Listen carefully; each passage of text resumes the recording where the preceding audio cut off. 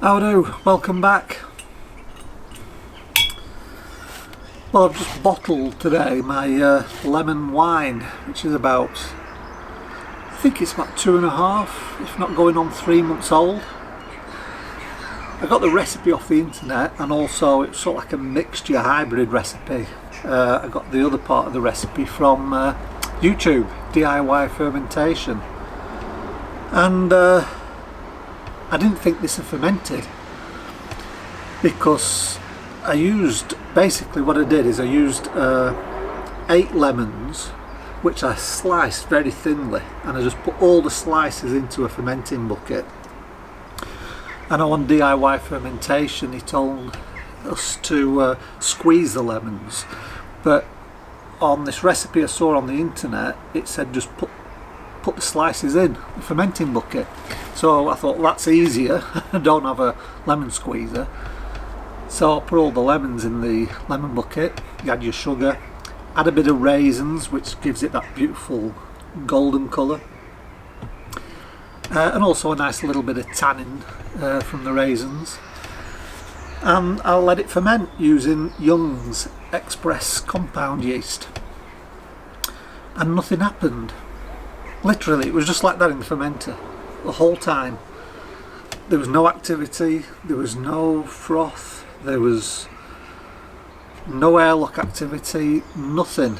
But I thought, I'm just going to leave it and see. And it cleared really well, cleared beautifully. There is a little bit of chunks of lemon, you know, those little bit, you know, part of the fruit, those little cells. There's some of them floating in. But it cleared wonderfully. I've bottled, this is like the last bottle where you only get about half, you know what I mean? And I thought I'm going to taste it and see what it tastes like. I have had a sip before and it did ferment. So there you go. You could look to that demijohn and believed there was nothing happening. There was no airlock activity, there was no movement in the wine itself, there was no froth along the top, the krausen, but there you go, it fermented. So it's still very young, it's only 2.5, 3 months at most, but I'm going to take a taste because it's stupid to waste that, and just see what it's like and how it's coming along. I know from DIY fermentation, he says that it benefits from storing for a while, but then again he stores all his wines for 12 months, so well, I might do, who knows. Anyway, let's have a look at it. That looks wonderful, a beautiful golden colour, and that's coming from the raisins that I used. Beautiful golden colour, and it smells of lemon as you would imagine,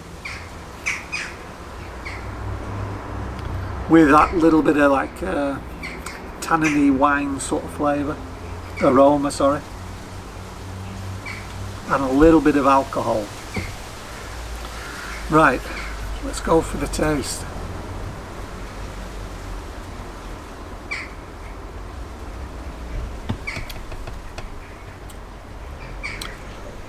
The alcohol is there, you get the warming down here.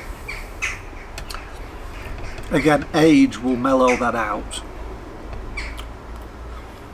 This is very green. Because I used the sliced lemons, so that's everything. That's just the circular slice of lemon just went in. Zest, pith, everything. There is like a pithy taste to it. You're getting that, you know, from the white. Not too much. In fact, actually, it's adding a little bit to the mouthfeel, and you also get some tanninness from the raisins, but not too much. I only used about 30 grams, just a good handful, chopped up. And then you get the lemon, but it's not overly lemony, but it is a nice lemon flavour to it. A little bit sharp. I didn't back sweeten this. Now, he did DIY fermentation, he did, and I think they did in the recipe, but I didn't back sweeten this. So the lemon is a little sharp and there's nothing really to balance it out. Probably would have benefited from back sweetening. Because you've got this lemony flavour, I think it would have been better sparkling wine. Probably been like more like a traditional lemonade. And obviously it would have been better chilled. This hasn't been chilled, I've just finished bottling them. Just thought I'd have a taste. But I think this would definitely benefit from being chilled. Put this in the fridge for a couple of days, give it a really good chilling, and I think that'll improve it as well. So it's not really drinkable at the moment, I don't think. I think it needs at least probably another 3 months. But it's not bad. And I think in 3 months it will be actually a very nice wine.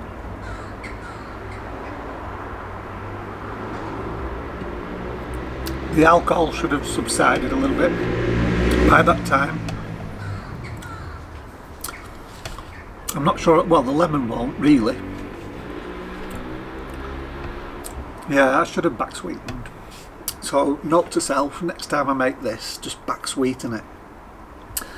Because there is like a lemony souriness to it, and there's nothing to balance it out.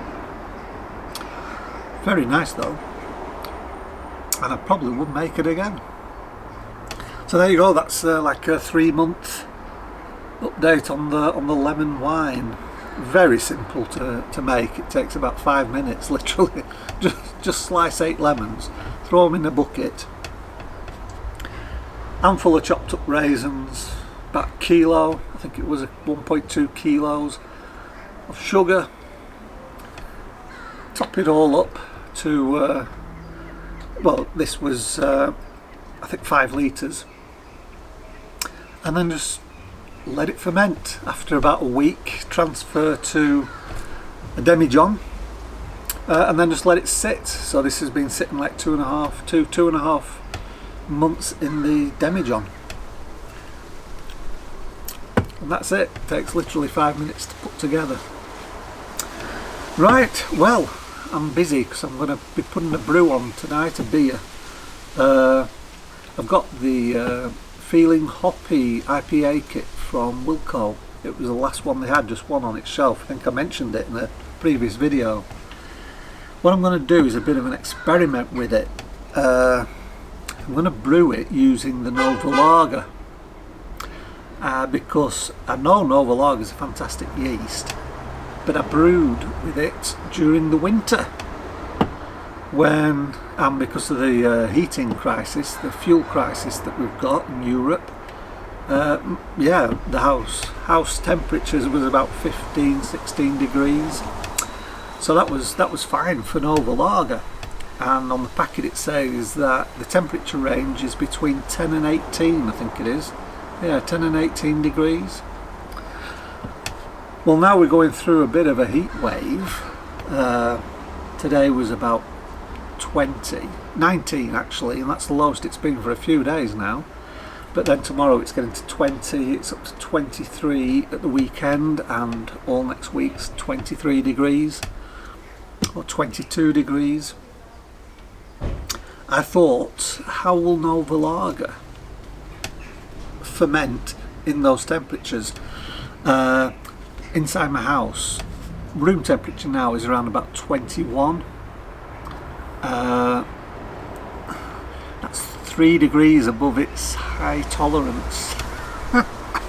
So it'll be interesting. That's why I didn't want to actually brew one of my beers, brew a lager with it. Because it'll just use up my malt extracts, and if it just tastes horrible, I didn't want to really waste it.